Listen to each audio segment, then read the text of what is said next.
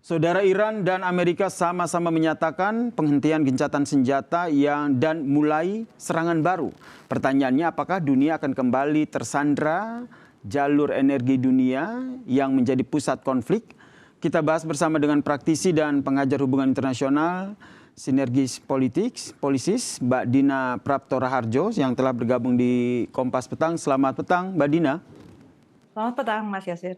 Mbak Dina, harapannya tentu ada negosiasi, namun ternyata kita dipertontonkan dengan saling serang antara Amerika Serikat dan juga kini Iran mulai melakukan serangan balasan bertubi-tubi terhadap fasilitas militer Amerika Serikat di Iran. Pertanyaannya, apakah yang Anda baca, apakah perang ini akan eskalasi, akan lebih besar atau tujuannya akan kemana?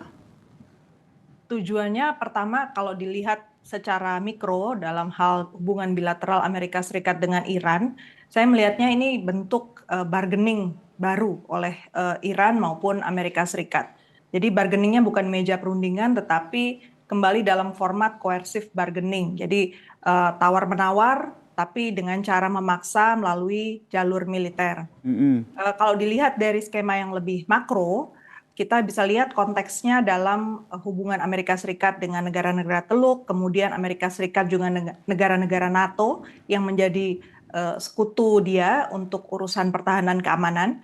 Baru-baru ini kan juga ada pertemuan antara Rubio dengan negara-negara Teluk, Menteri Luar Negeri Amerika Serikat ya dengan negara-negara Teluk, kemudian juga ada NATO Summit ya, konferensi tingkat tinggi NATO di Ankara, Turki.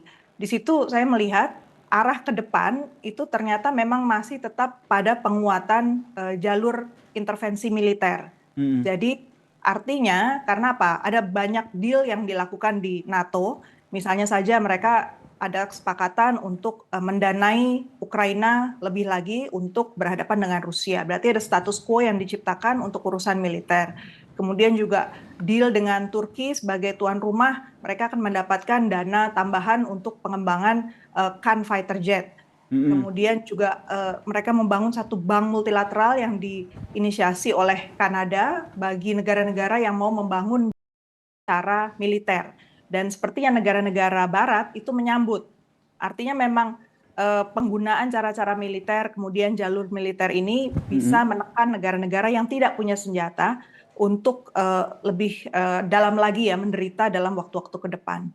Itu yang harus diantisipasi. Kalau kata Anda tadi negara-negara di Timur Tengah kayaknya kurang punya power begitu untuk memediasi negosiasi ataupun perjanjian damai antara kedua negara. Menurut Anda Rusia, Tiongkok yang merupakan negara-negara besar yang punya pengaruh, mereka akan mengambil sikap yang masih sama? Poinnya sebenarnya mereka berusaha menawarkan. Rusia dan Cina sudah bersuara ya, tapi tidak dapat sambutan juga dari Timur Tengah. Ini yang menarik memang dari Timur Tengah, sepertinya karena mereka sudah begitu terbiasa menerima intervensi asing di kawasannya, maka mereka sekarang melihat opsinya apa. Kalau terhadap China, mereka melihat bahwa China ini lebih tepat dijadikan partner untuk investasi dan kerjasama. Jadi bukan untuk menjadi pengganti pemasok militer di kawasan. Karena kalau berubah itu maka mereka juga sama buruknya ya akan berhadapan dengan Amerika Serikat yang tetap nggak mau kehilangan pengaruh di Timur Tengah. Rusia juga dipandang sebagai mitra yang lebih disegani tapi jangan dibawa masuk lebih dalam dulu ke kawasan karena Rusia masih berhadapan dengan masalah di Ukraina.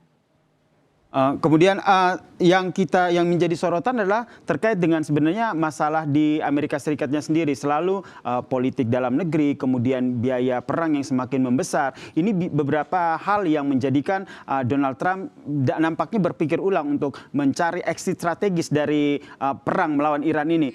Yang Anda lihat apa yang nantinya akan diambil oleh Donald Trump? Sepertinya Donald Trump masih melihat ada waktu between antara sekarang sampai midterm election itu masih cukup waktu untuk dia melakukan sejumlah manuver. Dan yang dia lakukan, kalau saya baca dari perkembangan misalnya stok minyak ya yang ada di Cushing, Oklahoma, yang katanya itu kan menjadi satu indikator Amerika itu kuat atau enggak lah menahan harga minyak di dalam negeri. Itu intinya sebenarnya tetap lemah. Minyak di sana tetap kurang dari jatah yang seharusnya, kurang dari reserve yang seharusnya. Tapi berarti Donald Trump itu menganggap bahwa domestik di Amerika Serikat bisa menyerap juga biaya dari apa yang dia lakukan. Berarti memang Amerika Serikat atau publik di Amerika Serikat masih tetap harus mencari solusi sendiri di dalam negeri. Dan kita tahu juga dari segi Kongres kan masih sebenarnya sudah mulai menolak ya, walaupun Trump ini kelihatannya masih mau memainkan kartunya bahwa dialah sebagai panglima perang tertinggi dan dia masih mau melakukan manuvernya. Baik, terima kasih praktisi dan pengajar hubungan internasional dari Sinergis Polisis, Mbak Dina Praptora Harja telah berbagi perspektifnya di Kompas Petang. Salam sehat Mbak Dina. Salam sehat, terima kasih. Kompas Petang masih akan kembali usai jeda, saudara, dengan informasi Polda Metro Jaya menjawab permohonan yang diajukan Roy Suryo dalam sidang pra peradilan kedua di Pengadilan Negeri Jakarta Selatan.